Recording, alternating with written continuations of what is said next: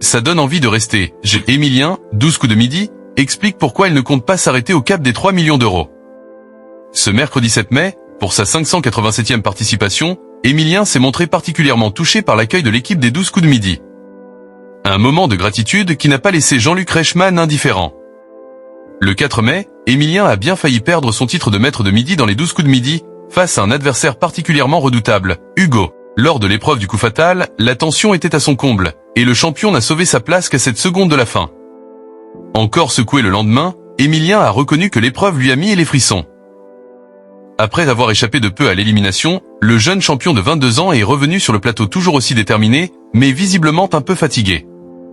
Le 6 mai, pour sa 586e participation, Jean-Luc Reichmann a tenu à saluer la constance de celui qu'il surnomme désormais le surhomme qui performe et malgré les bugs liés à l'enchaînement des tournages. Mais loin de faiblir, Émilien a poursuivi sur sa lancée en ajoutant une 21e étoile mystérieuse à son palmarès.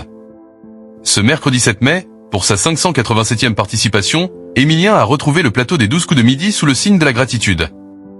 Avec une cagnotte qui atteint désormais 2 359 618 €, le jeune champion continue d'impressionner. Jean-Luc Reichmann, visiblement très en forme, a lancé la journée des merci, saluant le public, la régie et les fidèles téléspectateurs. Il invite ensuite Émilien à en faire de même. Merci à vous, en fait. À chaque fois, on est bien accueilli, on est bien reçu. Ça donne envie de rester ici le plus longtemps possible, déclare le champion.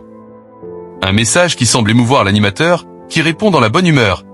Alléluia. En tout cas, ça me touche réellement. Après avoir souligné leur complémentarité dans les moments de fatigue. En près de 2 ans de participation, Émilien a accumulé une multitude de cadeaux.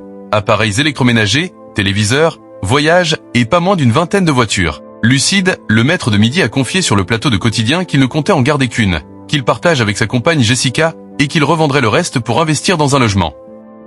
Malgré ce palmarès hors norme, Émilien reste fidèle à lui-même, simple et discret. Une attitude qui étonne parfois même Jean-Luc Reichmann.